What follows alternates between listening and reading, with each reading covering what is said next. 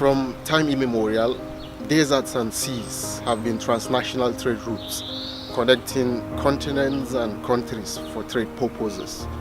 Not anymore. With the explosion of immigration, mostly from Africa, Asia and the Middle East, thousands of immigrants with no legal route to hope undertake risky journeys in the hope of finding safety in Europe. In the past few years, the issue of immigration has really become divisive politically and religiously in different countries.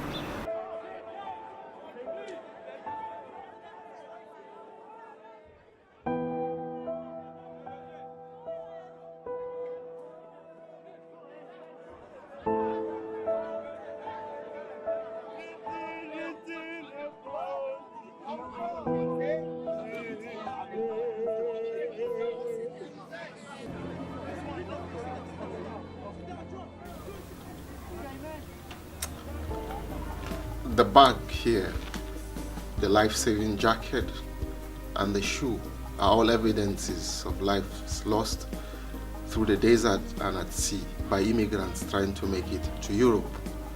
To understand this phenomenon, we spoke with a Salesian, Giuseppe Leano, who works with immigrants, and this is what he has to say. Good morning, thanks for this opportunity. I am Giuseppe Liano. I'm a Salesian information. I come from Guatemala, and as a Salesian I have worked in Honduras, Nicaragua, but now I'm working in this Italian province at the south, where we have different family houses, we call them, where we receive these young boys that are assigned to us. Some are from Italy, and the other ones come from Morocco, come from South Sudan, Gambia, Guinea, Senegal, and also Bangladesh. Some come from Bangladesh. Immigration has been always part of the human history, but the context is so different now. The context is so different. In fact, we have of these young boys we have in Italy. Some come, for example, from South Sudan, where the situation of the war, they needed to go out. Some because don't find, I don't know if work or the opportunities to realize themselves.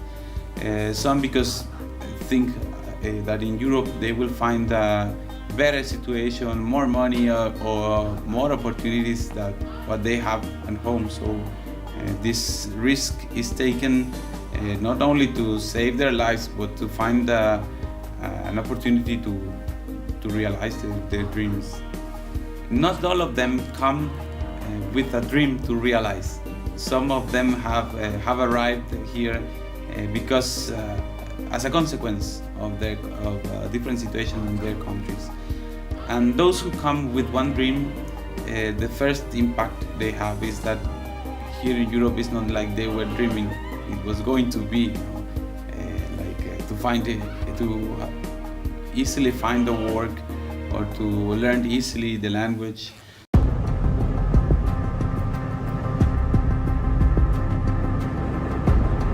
Hey! I will not accept fighting! It's very hard to make people calm down. The grass is usually greener on the other side, but the reality on ground for each of these immigrants is actually different. One of them came with us almost 1 month ago. He came from Morocco, and he was telling us that he came in Italy 3 years ago with his father and his brother. His brother, after 6 months, get back to Morocco because they didn't find what they were looking for. His father became entered in a big depression, and so he had the difficulty to not only to find a job but to take care of his father. So the police found him and took him with us.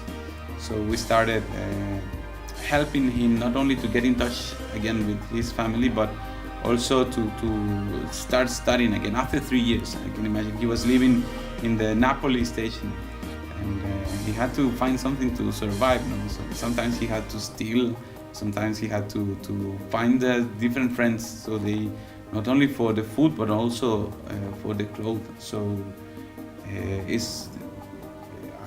I don't know how to say it, but it's not easy to find what they are dreaming.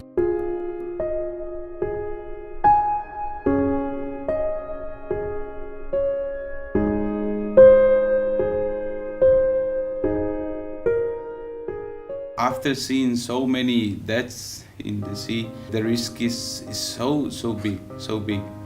It should be the last option. Some people think that in Europe they will find an easy job or more money or more opportunities, instead of creating the opportunities in the place where they are.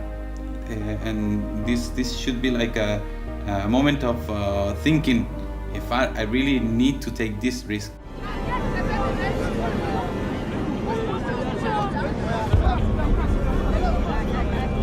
Sir, you help. It is clear that when people are denied a legal route to hope, they embark on such risky journeys. But having seen and heard about the deaths and the bleak future that await some of these immigrants in Europe, the question is this kind of journey worth taking?